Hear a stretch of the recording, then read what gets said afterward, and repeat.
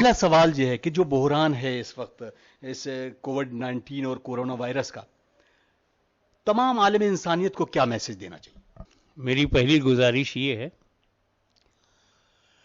کہ اس سلسلے میں لوگ جھوٹ بولنا بند کر دیں، سچ بولیں یا خاموش رہیں، کیونکہ اس میں کوئی شک نہیں کہ ایک عذاب ہے، ایک بہت بڑی بلا ہے جسے کورونا وائرس کہتے ہیں۔ اس کی شروعات کہاں سے ہوئی؟ اس کی ابتدا کس نے کی ہے؟ 10 سال پہلے کورونا پر ریسرچ کرنے کی غلطی کس نے کی ہے؟ حضرت امریکہ نے کی ہے۔ انہوں نے ریسرچ سینٹر بنایا، اس کے بعد اوباما کے زمانے میں یہ سوچتے ہوئے کہ یہ خطرناک تجربہ امریکہ کر تو رہا ہے، کچھ غلطی ہوئی تو امریکی ہی اس پر نقصان اٹھائیں گے، تو امریکی صدر مسٹر اوباما نے اس کو چائنا سے بات کیا، معاہدہ کیا، معاملات طے کیے اور ٹرانسفر کر دیا یوہان میں، اور فنڈنگ کی، پیسے دیے، کروڑوں ڈالر دیے کہ آپ اسے آگے بڑھائیے۔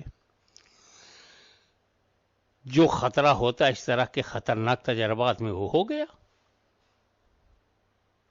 اور چائنا بھی بھگت رہا ہے، امریکہ کو بھی۔ ان دونوں ملکوں کو اللہ عقل دے، ایسے خطرناک تجربات کیوں کرتے ہیں سائنس کے نام پر جو عالم انسانیت کو نقصان پہنچائے؟ تو کبھی کبھی حضرت یہ بھی ہوتا ہے کہ ہم گفتگو تو کرتے ہیں علم کی، لیکن علم سے جو نقصانات ہوتے ہیں اس کے بارے میں آپ کیا کہیں گے؟ علم فرض ہے، کیونکہ علم روشنی ہے، نور ہے۔ اب جب اس علم کا غلط استعمال ہوتا ہے تو وہ علم نور نہیں، غرور بن کے رہ جاتا ہے۔ میری دوسری گزارش یہ ہے کہ یہ کورونا پھیلا کیسے؟ ہمیں دسمبر میں معلوم ہو گیا تھا کہ یہ وجود میں آ گیا ہے، جنوری میں اس نے یورپ میں داخلہ بھی کر لیا تھا، فروری میں یہ ہندوستان میں بھی داخل ہو گیا تھا، اور ہماری مدھیہ پردیش کے ذمہ دار وزیر اعلیٰ نے یہ بیان دیا ہے کہ اس وقت کی گورنمنٹ نے خیال ہی نہیں کیا، گورنمنٹ بچانے اور گرانے کا ماحول چل رہا تھا، اس لیے مدھیہ پردیش میں کورونا وائرس کو روکنے کے لیے انہوں نے کچھ کیا ہی نہیں۔ وہ مہینہ فروری کا تھا، اور ہماری غفلت کا عالم یہ ہے کہ ایک سرفرے صدر امریکہ کی استقبال اور میزبانی میں ہم پورا فروری گنوا بیٹھے، ہم ہوش میں مارچ میں آئے ہیں، اور یہ ہماری بہت بڑی غلطی ہے۔ ہم کو فروری ہی میں پہلا کام یہ کرنا تھا کہ فورن سے جتنی سروسز آتی ہیں، کیونکہ یہ انڈین پرابلم نہیں ہے، ہندوستان، یہ تو سارے جہاں سے اچھا ہندوستان ہمارا، یہاں تو پرابلم ہی نہیں ہے، یہاں تو رسول پاک کے اور اولاد رسول کے عاشقوں کی بھیڑ ہے، رحمتوں کی برسات ہے، یہ تو باہر سے آیا۔ اب اگر ہمارا انٹرنیشنل ایئرپورٹ فروری میں سیل ہوتا تو یہاں ایک بھی کورونا وائرس کا پیشنٹ نہ دکھائی پڑتا۔ اب جو ہوا سو ہوا، لکیر پیٹنے سے سانپ گزر گیا، لکیر پیٹنے سے کوئی فائدہ نہیں۔ دوسری جو غلطی ہوئی وہ یہ ہوئی کہ ہم نے دلی میں جو مرکز ہے اسے پہچاننے میں غلطی کی، اسے ہم نے مسلمانوں کا نمائندہ سمجھا۔ میں سرکار اس سوال کو ضرور لوں گا، لیکن اپنی طریقے سے۔ غازی ملت کیا سوچتے ہیں؟ کیا ابھی تک کرونا کا مذہب طے نہیں ہوا تھا؟ پہلی بات، ہندوستان آتے آتے اسے چند میڈیا پروفیشنلز نے یا چند میڈیا ہاؤسز نے اس کو مسلمان نام دے دیا، تو یہ کیا واقعی صرف تبلیغ جماعت کی کارگزاری تھی، یا ان سے غلطی ہوئی، یا جان بوجھ کر سرکار یا میڈیا کے ذریعے اس کو بدنام کرنے کی بھی ایک سازش تھی؟ دیکھیے، کورونا مسلمان ہو گیا یا ہندو ہو گیا یا سکھ ہو گیا، یہ کسی پاگل کے بھی دماغ میں نہیں آئے گا۔ لیکن چونکہ یہ ایک میں کل ہی ایک بحث دیکھ رہا تھا، ٹی وی پہ ہو رہی تھی، پینل بیٹھا ہوا تھا جس میں شعیب جامعی بھی تھے، تو شعیب جامعی نے سے کہا گیا کچھ سنا دیجئے، تو انہوں نے سنایا کورونا اب مسلمان ہو گیا. بولیے، یہ دانشور ہیں، یہ ڈاکٹر ہیں، یہ پڑھے لکھے ہیں، یہ گاؤں کھیڑے کے جاہلوں کی نہیں کہ جماعت میں چلے گئے. ایسے سمجھدار لوگ کورونا اب مسلمان ہو گیا پڑھ کر میڈیا میں سنائیں گے، چینل پر سنائیں گے، تو یہ کیا میسج دے رہے ہیں کہ اب بیماریاں بھی اسلام پسند ہو گئی ہیں، یا ساری بیماریاں اسلام ہیں اور یہ سب پر اٹیک کر رہی ہیں جو اسلام اٹیک کر رہا ہے. تبلیغی جماعت نہ اسلام ہے نہ اہل سنت ہیں، یہ ایک آرگنائزیشن ہے، اور آرگنائزیشن کو زندہ رہنے کے لیے قرآن و حدیث کا نام تو لینا ہی پڑتا ہے. صحابہ کا نام لے کے زندگی، اہل بیت اطہار کا نام لینا پڑتا ہے، اولیاء کرام کا نام لینا پڑتا ہے، ان کے نقش قدم پر چلنے کے بجائے. اس لیے کہ ساری آفت اسی لیے آئی کہ ہم نے رسول پاک کے گھر گھرانے کی سنتوں کو نظر انداز کیا ہے. ان میں سے آپ دیکھیں صحابہ کرام نے کوئی تنظیم نہیں بنائی، اسلام پھیلایا، تابعین نے اسلام پھیلایا، اہل بیت اطہار نے اسلام پھیلایا. مجھے بتائیے، امام حسین ہو، امام زین العابدین ہو، یا امام محمد باقر ہوں، یا امام جعفر صادق علیہ السلام، کوئی ہو، کس نے کون سی تنظیم کے یہ صدر تھے؟ ان کی تنظیم میں کون خازن تھا؟ ان کی تنظیم میں کون پرچار منتری تھا؟ ان کی تنظیم یہ آرگنائزیشن تھا کہ یہ خود ہی اسلام تھے؟ اسلام کو آرگنائزیشن نہیں چاہیے تھا. اپنے وقت میں ہر امام اسلام تھا، اسلام ہے. تو یہ خواجہ غریب نواز آئے، بہت قریب کی بات بتا رہا ہوں، ہندوستان میں آئے، پرتھوی راج چوہان کے زمانے میں آئے، ہندو ہردے سمراٹ کے زمانے میں آئے اور رہے. کون سی تنظیم بنائی؟ کون سی آرگنائزیشن تھی؟ کون سی تحریک چلائی؟ بختیار کاکی کون سے نائب صدر تھے؟ کون صدر تھا؟ کون جنرل سیکریٹری تھا؟ کون پروپیگنڈا سیکریٹری؟ وہ اسلام پھیلانے آئے تھے، اپنا نام پھیلانے نہیں آئے تھے. خود کو پھیلانے کے لیے، خود کو بتانے کے لیے تنظیم چاہیے، اور خدا کو بتانے کے لیے اسلام چاہیے. وہ اسلام پھیلانے آئے، اسلام پھیلایا اپنے لیے. اب دیکھیں آپ، پورا خلجی دور، میں کسی دور کو اچھا ہو برا کہنے والا کون، بہت مطالعے کی ضرورت ہے.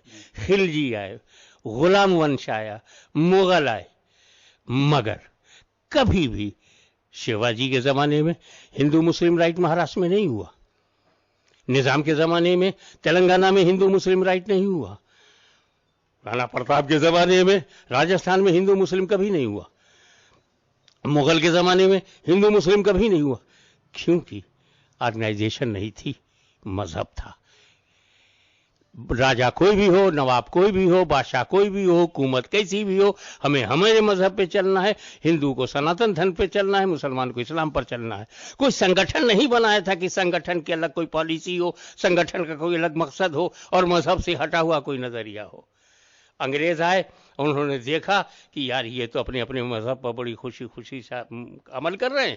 ہندو مندروں میں جا رہا ہے، مسلمان مسجدوں میں جا رہا ہے، اہل بیت کے عاشق امام باڑوں میں جا رہے ہیں، یا کہیں لڑائی نہیں ہے، کوئی ٹینشن نہیں ہے، تو کہ تنظیم بناؤ، آرگنائزیشن بناؤ.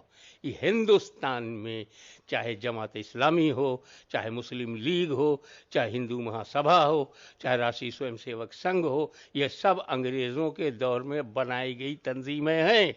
جب تک انگریز نہیں آئے تھے یہ ذہنیت نہیں تھی کہ لڑاؤ، بناؤ اور لڑاؤ. صرف لوگ اپنے دھرم پر عمل کر رہے تھے، صرف اپنے مذہب پر عمل کر رہے تھے. کوئی ان کی الگ سے ایسی تنظیم نہیں تھی جو مذہب کے نام پر الگ نظریہ رکھتی ہو. یہ انگریزوں کا نے اس بیج کو بویا ہے اور ہم کاٹ رہے ہیں. یہ سرکار ایک جملہ عرض کرنا ضروری سمجھتا ہوں. یہ جو تبلیغی جماعت ہے اس کو تو ہم 100 برس سے جھیل رہے ہیں. جو علماء اہل سنت ہیں حقیقت میں سنی مسلمان، یہاں تو دو ہی فرقے تھے، ایک سنی تھے، شیعہ تھے. یہ سنی بھی نہیں ہیں، شیعہ بھی نہیں ہیں، اور اپنا ہم بتاتے بھی نہیں کہ آج کل ہم وہابی ہو گئے ہیں، ہم کو نہ سنیوں میں رکھو نہ شیعوں میں رکھو، ہم وہاں بھی سلفی اور سعودی پروڈکٹ ہیں. تو یہ لوگ اس مذہب کے نام پر چل ہی نہیں سکتے. یہ مجبور ہیں آرگنائزیشن بنانے کے لیے، یہ مجبور ہیں جماعت بنانے کے لیے. جماعت اسلامی، اب وہ جماعت ہے نا، اسلام تو نہیں ہے کہ جو جماعت اسلامی میں نہیں مسلمان نہیں ہے. یہ تبلیغی جماعت ہے، تو جو تبلیغی نہیں ہے وہ مسلمان نہیں. تو پھر آپ کیوں ٹھیکہ لیے بیٹھے ہو سارے مسلمانوں کا؟ آپ خواجہ نظام الدین محبوب الہی کی درگاہ کے پاس مرکز بناتے ہو، ایک وقت بھی سلام کرنے جاتے ہو. جس نے اسلام پھیلایا تبلیغ جماعت کا اس سے کوئی رابطہ نہیں. اسلام پھیلایا غریب نواز نے، اسلام پھیلایا خواجہ نظام الدین محبوب الہی نے، اسلام پھیلایا مخدوم سمنانی نے، اسلام لکھنؤ میں پھیلایا مخدوم مینا نے. ان تبلیغیوں کا اسلام پھیلانے والوں سے کوئی تعلق ہی نہیں ہے. یہ عجیب جماعت ہے جو کہتے ہیں ہم اسلام پھیلا رہے ہیں، اور اسلام پھیلانے والے مسلمان بنانے والوں سے ان کے تعلقات ہی نہیں ہے. یہ بدعت ہے، یہ شرک ہے، یہ حرام ہے، یہ بدعت ہے، یہ شرک ہے. آپ بتائیے 900 برس سے ایک صاحب کہنے لگے کہ 900 برس سے ہماری حکومت تھی. کہاں ہماری حکومت تھی؟ کوئی مغلوں کی تھی، کوئی خلجیوں کی تھی. ہماری حکومت تو دلوں پہ تھی. اسلام زندہ ہوتا ہے ہر کربلا کے بعد. غریب نواز کی حکومت میں ہم لوگ ہیں، محبوب الہی کی حکومت میں ہمیں، یہ روحانی سلطنت ہے.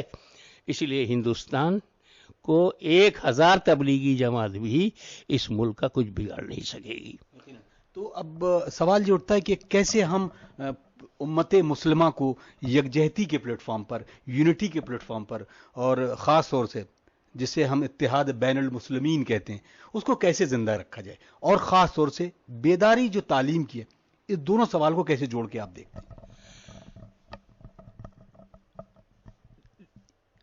ایک تو ہماری جہالت اور دوسری شخصیت پرستی.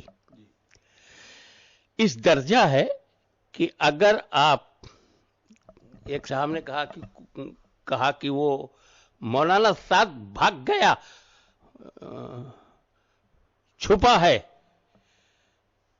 چھپا بھاگا، تو ٹوک دیا. ایک بہت ذمہ دار سیاسی رہنما ابو عاصم اعظمی نے ٹوکا، ادب سے نام لیا کرو، بھاگ گیا نہیں بولنا چاہیے، چھپ گئے کہیے، چھپ گیا نہ کہیے، چھپ گئے. اتنا احترام ہے وہ کس کا؟ اسد کا، محل میں جو رہتا ہے اس کا. اور ان کے قرآن کا ترجمہ پڑھیے، رسولوں کے بارے میں کہا گیا کہ اگر وہ انتقال فرمائیں یا وہ شہید ہوں تو کیا تم پلٹ جاؤ گے؟ ترجمہ کیا ہے محمود الحسن دیوبندی نے، اگر مر گیا یا مارا گیا تو کیا تم پلٹ جاؤ گے؟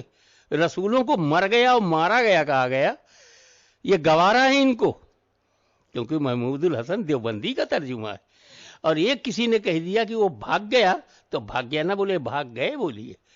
چھپ گیا کہے تو چھپ گیا نہ کہیے، چھپ گئے کہیے.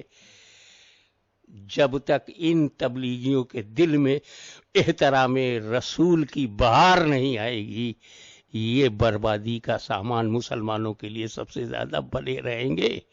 مسلمانوں کو ایسی جماعتوں سے اپنے کو دور رکھنا ہے جو انسانیت کے دشمن ہیں، ملک کے دشمن ہیں، وطن کے دشمن ہیں، اور عقائد حقہ کے دشمن ہیں، جو اسلامی صحیح نظریات سے خلاف ہیں.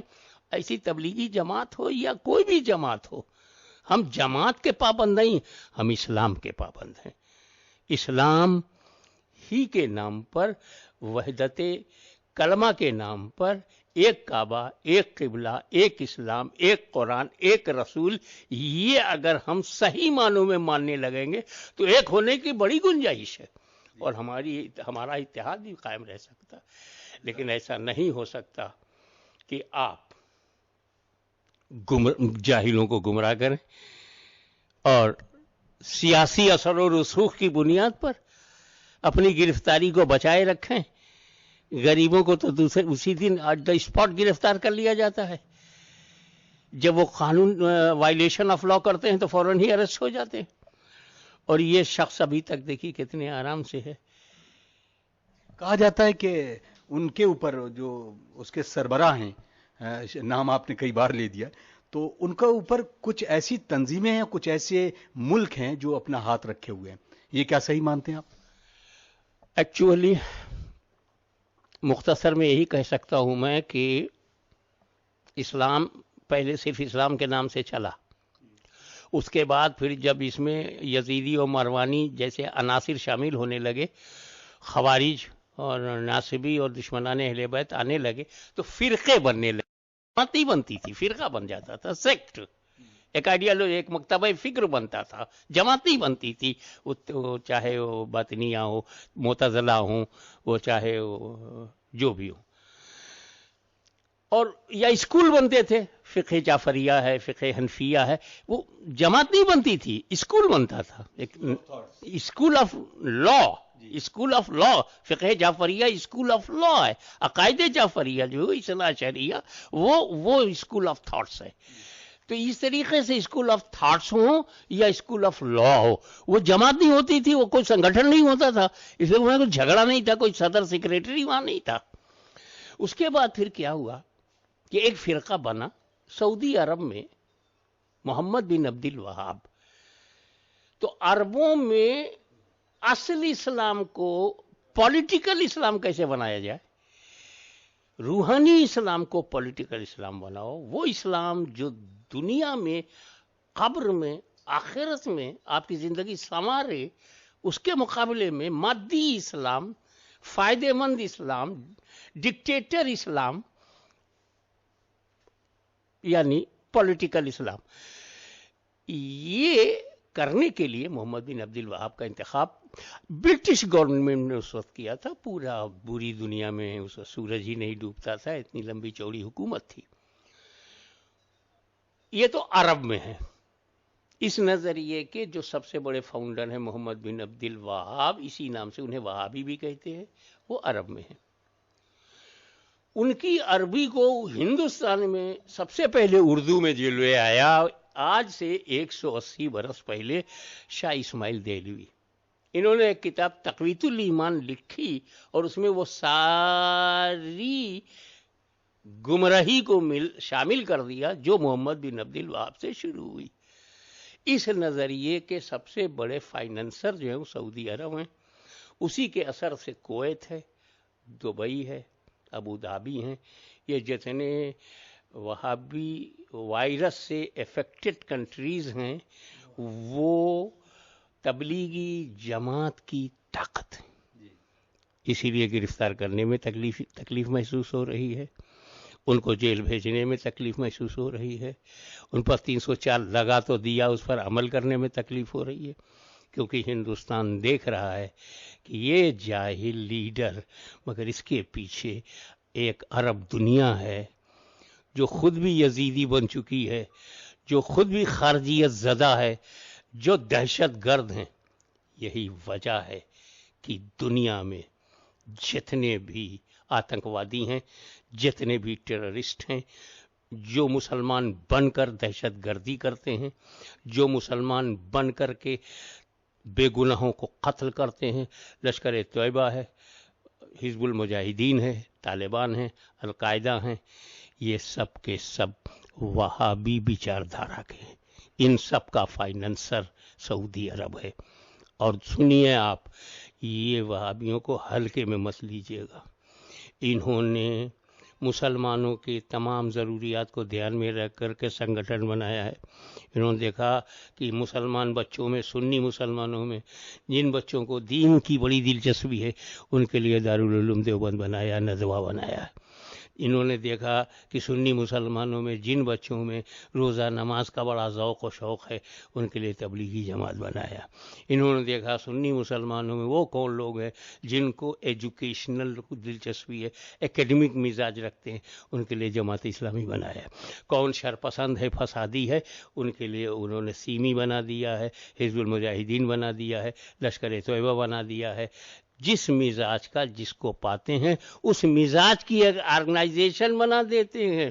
یہ سب الگ الگ دکھائی دیتے ہیں، لیکن میں شکر ادا کروں گا اپنے پروردگار کا کہ تبلیغی جماعت کی حمایت میں جماعت اسلامی کو بھی دیکھ رہا ہوں، ندوۃ العلماء کو بھی دیکھ رہا ہوں، اور دیوبند کی بڑی بڑی شخصیتیں کو جو شیخ الحدیث ہیں، شیخ التفسیر، ان کو دیکھ رہا ہوں. معلوم ہوا الکفر و ملت الواحدہ کی بہترین مثال جو ہے آج ہمارے سامنے آ گئی ہے. ہم یہ عرض کر رہے ہیں کہ جڑ کاٹنے سے فتنہ ختم ہوگا، پتیاں کاٹنے سے نہیں. تبلیغیوں کو گرفتار کرنے سے بہتر ہے اس تبلیغی جماعت کی جڑ تک پہنچیے اور وہاں جا کر کے اس جڑ کا خاتمہ کریں، تاکہ نہ کوئی زہریلی پتیاں پیدا ہوں، نہ کوئی زہریلا پھل برآمد ہو. سرکار آخر میں کیونکہ وقت بالکل اجازت نہیں دے رہا اور اس وقت ہم اپنے اس پروگرام کو اختتام پذیر کرنا چاہتے ہیں، تو ایک میسج کہ اس جو وبا ہے، یہ جو دنیا دو چار ہو رہی ہے، اس میں تو کیا میسج دیں گے تمام عالم انسانیت کو؟ دیکھیے، ہم اسلام کی دو باتوں کو دھیان میں رکھیں، ایک جو قرآن نے کہا اور جو رسول پاک نے کہا. قرآن نے کہا ہے کہ روزہ فرض ہے، اور رسول پاک نے کہا ہے وطن کی محبت جو ہے ایمان کا حصہ ہے. تو اب ہم ایسا یہ مہینہ گزاریں کہ ہماری وطن کی محبت، دیش سے ہمارا پریم بھی جھلکتا دکھائی دے اور اسلام پر ہمارا مکمل عمل ہو. اب مکمل عمل تو ہی نا ہم سمجھتے تھے مسجدوں کو بھر دو، بڑا ثواب ملے گا، تراویح میں مسجدوں میں جایا کرو، قرآن. اس میں آپ کو بتا دوں، آپ اسلام کو اتنا سخت کیوں بنا رہے ہیں جتنا وہ ہے نہیں. کتنے فرض ہیں نماز میں؟ کھڑا ہونا فرض ہے، اب کھڑے نہیں ہو سکتے تو کرسی پہ بیٹھ جاؤ. کہاں فرض ختم ہوا؟ کہاں کون سا گناہ ہوا؟ فرض چھوٹ رہا ہے، گناہ نہیں ہو رہا ہے. سمجھا کرو. تراویح، رسول پاک صلی اللہ تعالی وسلم نے تراویح با جماعت پڑھی ہی نہیں، صدیق اکبر نے پڑھی ہی نہیں.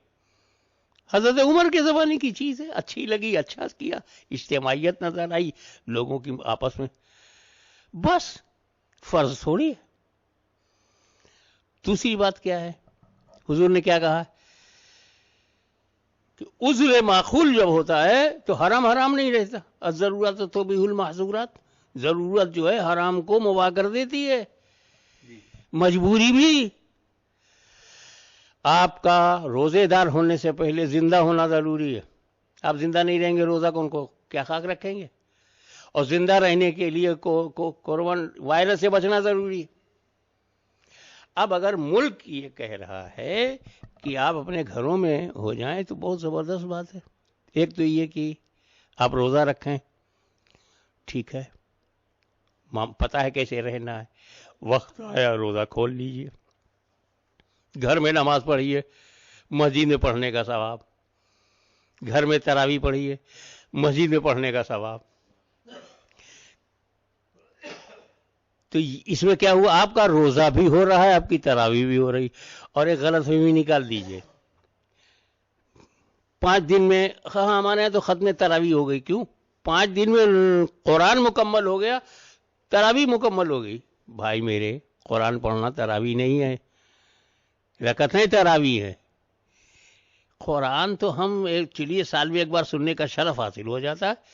آپ وہی قرآن گھر پڑھیے، چھوٹی چھوٹی سورے کے ساتھ اپنی تراویح مکمل کریں، روزہ رکھیں، صدقہ کریں، زکوٰۃ دیں، پڑوسیوں کا خیال رکھیں، وائلیشن آف لا نہ کریں. آپ خود اپنے کو بچائیں، وائرس نہ پھیلائیں، تبلیغی جماعت جیسی جہالت کو نہ اپنائیں. اپنے بچوں کا خیال رکھیں. آپ کے بچے ٹھیک ہیں، آپ کا پڑوسی صحیح ہے، آپ کا محلہ صحیح ہے، آپ کا شہر صحیح ہے، آپ کا صوبہ صحیح ہے، آپ کا دیش صحیح ہے. یہ ذمہ داری ہے. اللہ آپ کی مجبوریوں کو جانتا ہے. اللہ مجبوروں کے ساتھ ہے، صابروں کے ساتھ ہے، کمزوروں کے ساتھ ہے. یہ دنیا جانتی ہے. میری آخری گزارش یہ ہے کہ جب آپ روزہ رکھیں تو آپ میں قرآن نظر آنا چاہیے، اور جب زندگی گزاریں تو اس میں ہندوستان نظر آنا چاہیے.